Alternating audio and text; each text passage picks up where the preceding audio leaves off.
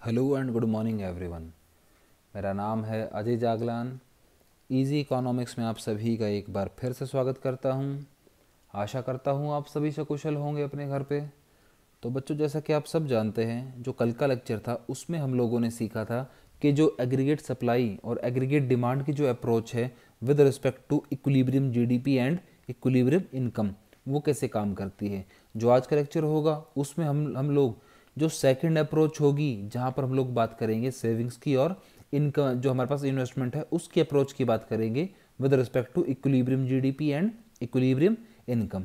सो आज के लेक्चर में आपको बहुत कुछ जानने को मिलेगा। सो a lot to know, a lot to discuss as always, but before we begin, अगर आप इजी इकोनॉमिक्स पर नए हैं तो इजी इकोनॉमिक्स को सब्सक्राइब करना बिल्कुल ना भूलें और बेल आइकन को प्रेस ज़रूर कर लें।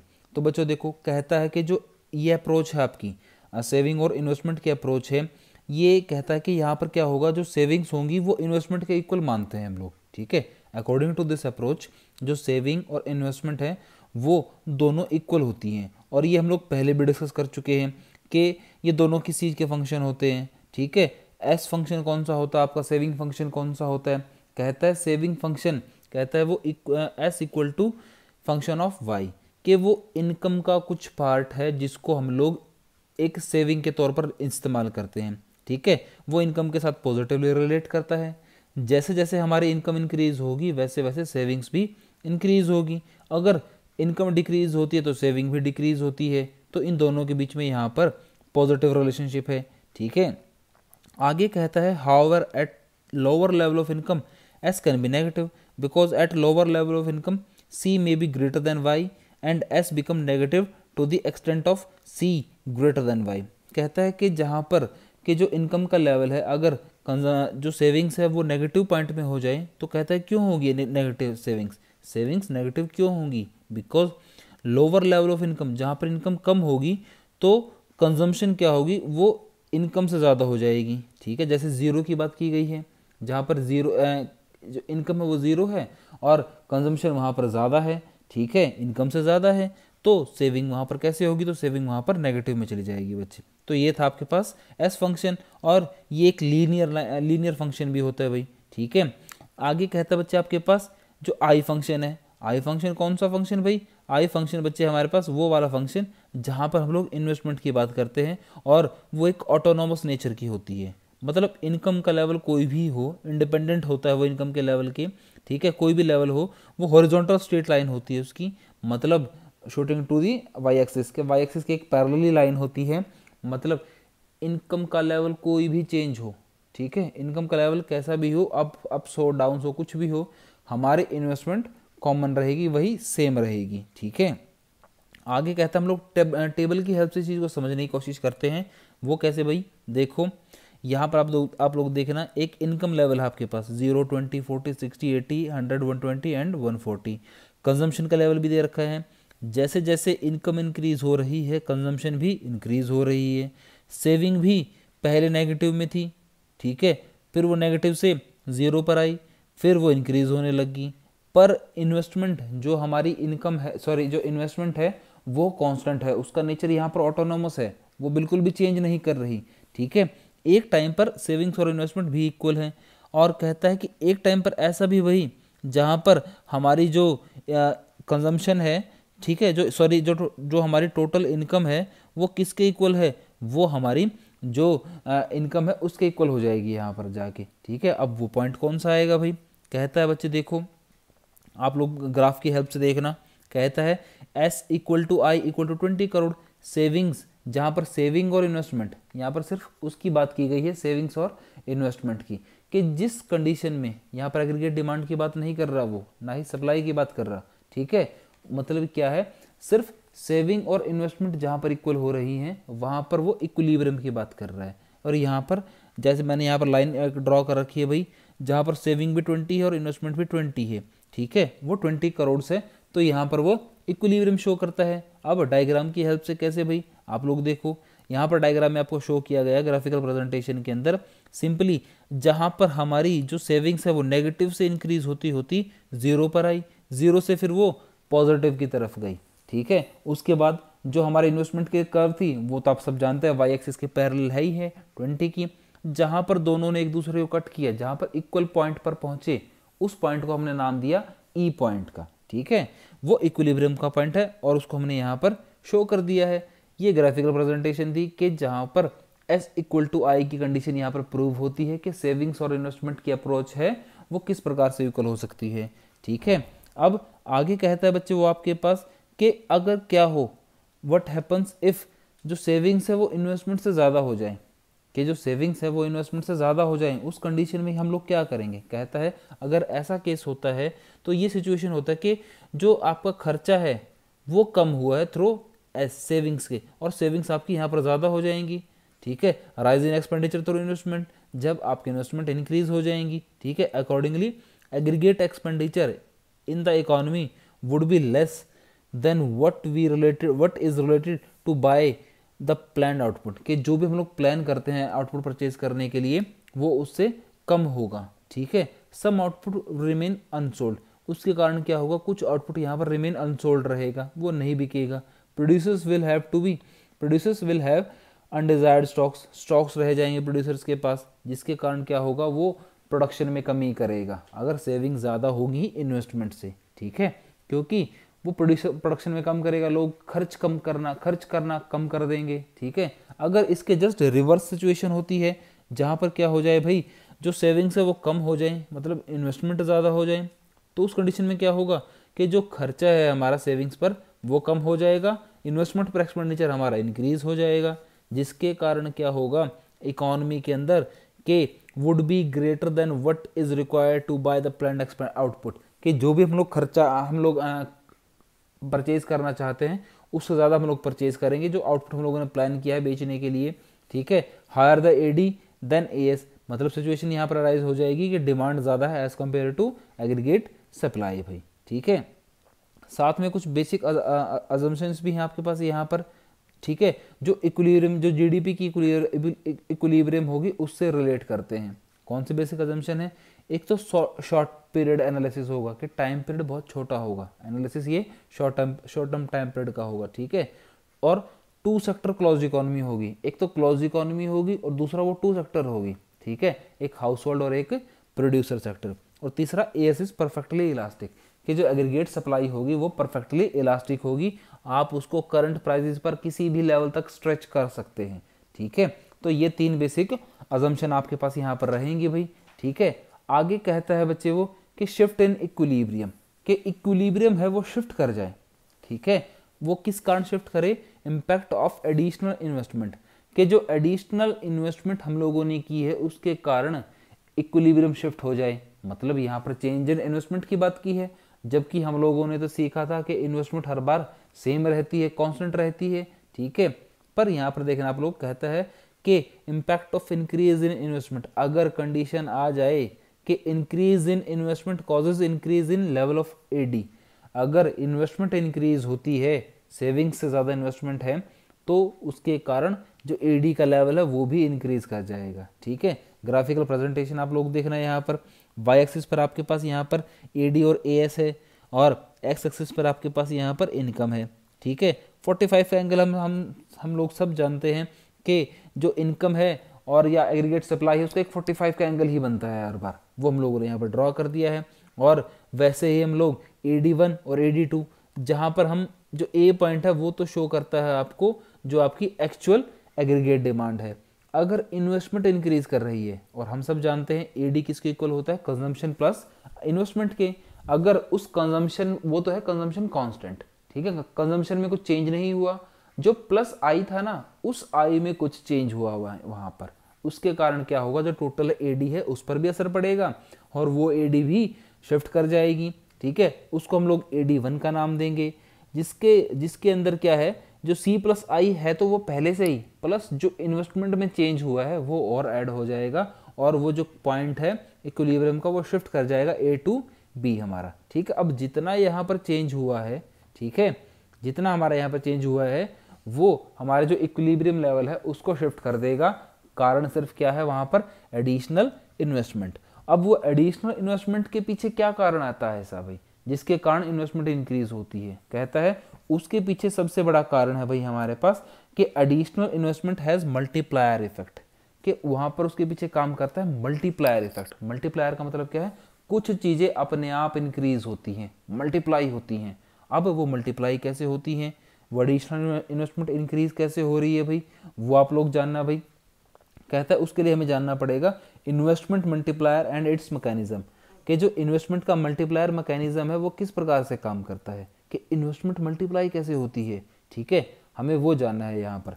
तो कहता है भाई कि जो कंसेप्ट है एडिशनल इन्वेस्टमेंट का कॉजेज एडिशनल आउटपुट। ठीक है, इनकम में चेंज करता है in the economy. We would noted that increase in output increase in income is many times more than the increase in investment, कि जो इनकम में इंक्रीज हुआ है, आउटपुट में इंक्रीज हुआ है, वो हमारी इन्वेस्टमेंट से बहुत ज़्यादा होता है। The factor by which the increase in output income is greater than increase in investment called investment multiplier. कहता है कि जो कारण होता है, जो फैक्टर होता है कि जिसके वजह से जो आउटपुट है या फिर इनकम है वो ज़्यादा होती है, किससे ज़्यादा होती है, इन्वेस्टमेंट से ज़्यादा होती है, वहाँ पर हम लोग कहते हैं इन्वेस्टमेंट मल्टीप्लायर या फिर इन्वेस्टमेंट मल्टीप्लायर और आउटपुट मल्टीप्लायर। अब ये रीज़न क्या है भाई, कहता है ये रेशो होती है किस किस के बीच में, इंक्रीज इन आउटपुट और income and increase in investment.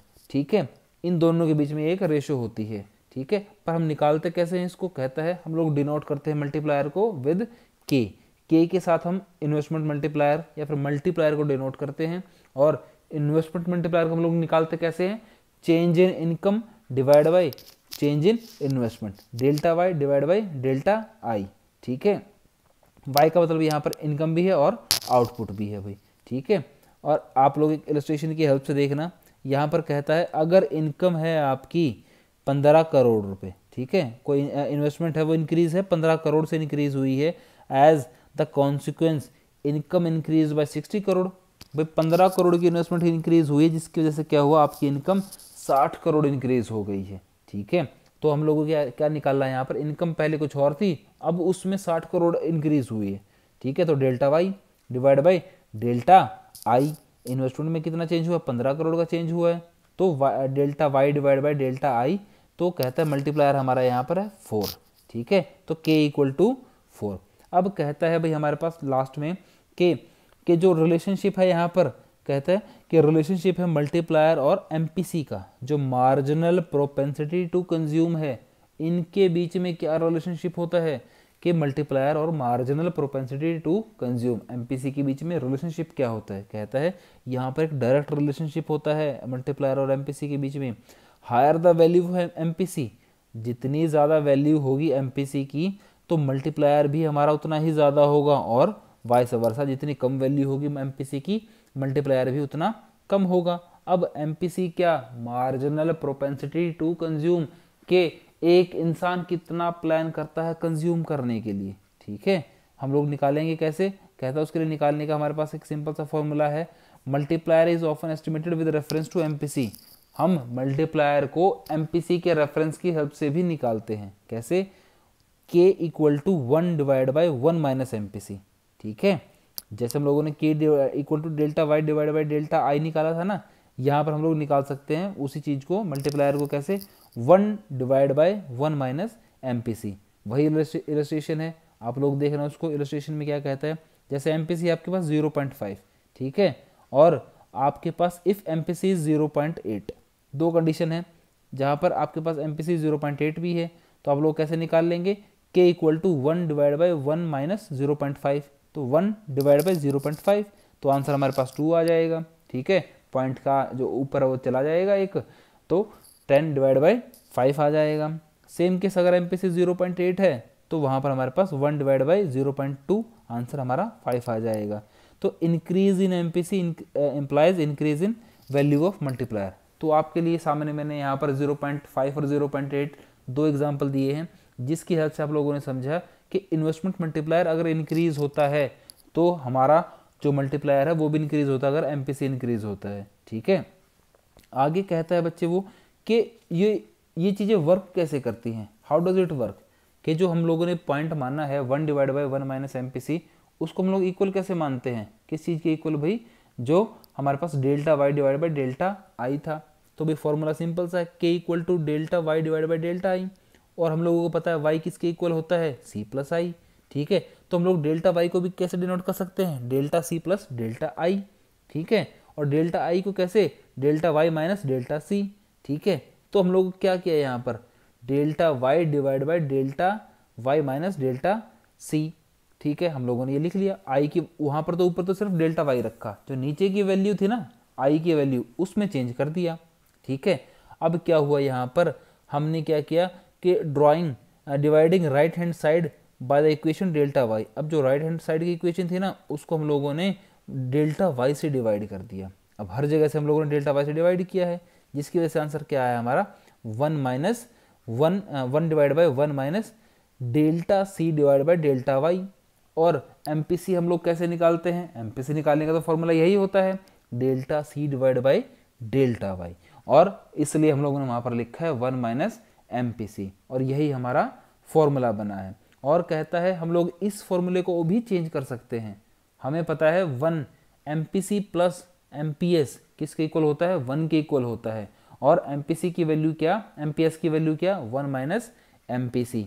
तो हम लोग ये भी डिनोट कर सकते हैं k equal to one divide by MPC, because जो ये चीज़ें multiplier is reciprocal to marginal propensity to save, कि जो हमारा मल्टीप्लायर इफेक्ट है वो रेसिप्रोकल होता है, अपोजिट होता है किसके, एमपीएस के, ठीक है भाई। तो ये था आपके पास वो इन्वेस्टमेंट मल्टीप्लायर का जो फॉर्मूला वो किस प्रकार से काम करता है, ठीक है। अब जो इसका पूरा मैकेनिज्म है, मल्टीप्लायर का मैकेनिज्म है, वो कैसे काम करता है वो आप एक टेबल की हेल्प से जानने देखना भाई। देखो आप मैकेनिज्म देखना है यहाँ पर मल्टीप्लायर का, राउंड 1 से लेकर राउंड 10 तक की चीज़ें आपके पास। और इन्वेस्टमेंट किस प्रकार से इंक्रीज करती है, इंक्रीज इन इन्वेस्टमेंट एक्सपेंडिचर, जहाँ पर आपका इन्वेस्टमेंट एक्सपेंडिचर पहले 100 था, ठीक है, इंक्रीज हुआ वो 100 से, तो चेंज इन इनकम, उसके कारण इनकम में कितना चेंज हुआ है, वो भी 100 का चेंज हुआ, डेल्टा वाई। जहाँ पर इन्वेस्टमेंट इंक्रीज होगी तो सीधी सी बात है इनकम भी इंक्रीज होगी हमारी, ठीक है। उसके कारण क्या हुआ है, इंड्यूस्ड चेंज इन कंजम्पशन, हमारी जो एमपीसी निकली है वो 0.5 निकली है, ठीक है। तो 0.5 100 का 50 भी वहाँ पर हम लोग निकाल लेते हैं, ठीक है। तो लीकेज और सेविंग्स कितनी, वहाँ पर रेस्ट 50 की बच गई हमारे पास।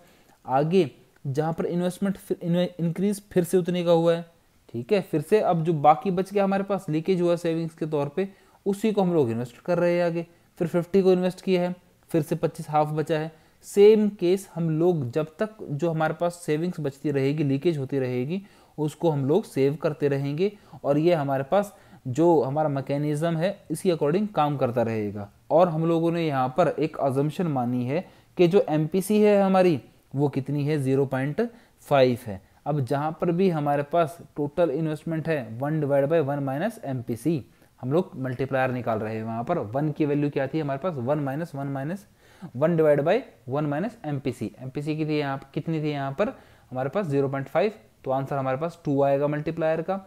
तो 100 को हम लोग डिवाइड कर देंगे 2 से, तो 50-50 में। अब 50 हमारे पास जो लीकेज बचा है उसको फिर से 2 में, सेम केस हम लोग 2 से डिवाइड करते रहेंगे। और जो हमारी इन्वेस्टमेंट थी वो इंक्रीज हुई थी फिर 100 से, अब वो चेंज कितने हो गए उसमें, टोटल करेंगे हम लोग 200 का चेंज हुआ है। तो इस प्रकार से आपका इन्वेस्टमेंट मल्टीप्लायर यहाँ पर काम करता है बच्चे, ठीक है। उसके बाद कहता है आपके पास एक फॉरवर्ड एक्शन और एक बैकवर्ड एक्शन है मल्टीप्लायर का। जिस तरीके से देखो, जिस तरीके से आपकी जो मल्टीप्लायर एक्शन है, आपका मल्टीप्लायर है, अगर वो फॉरवर्ड होता है तो कहता है क्या, रीजन क्या, when there is a multiple increase in income caused by increase in investment, जब इन्वेस्टमेंट इंक्रीज हो या इनकम इंक्रीज हो तो वो आपके पास फॉरवर्ड एक्शन बनता है, ठीक है। और अगर बैकवर्ड एक्शन का है भाई, कहता है क्या, जहां पर मल्टीपल डिक्रीज हो इनकम में caused by decrease in investment, investment में कमी होने के कारण आपकी जो इनकम है या आउटपुट है उसमें कमी हो, तो वो आपके लिए एक बैकवर्ड एक्शन बनता है, ठीक है। डेल्टा वाई इक्वल टू के डेल्टा आई, ठीक है। सिंपल यहाँ पर फॉर्मूले में पुट कर लेंगे और अपना आंसर हम लोग यहाँ से निकाल लेंगे भाई, ठीक है। तो यही हमारे पास सिंपल सा आंसर था बच्चे। और इसी टॉपिक के साथ आज का लेक्चर खत्म होता है, और आज के लेक्चर के साथ जो ये वाला चैप्टर था आपका शॉर्ट रन इक्विलिब्रियम आउटपुट, ये भी यहाँ पर खत्म होता है। उम्मीद करता हूँ आपको पूरा लेक्चर क्लियर हुआ होगा। फिर भी कोई डाउट है या कोई क्वेरी है तो मुझे कमेंट सेक्शन में लिखना बिल्कुल ना भूलें। थैंक्स फॉर लिसनिंग एंड जय हिंद।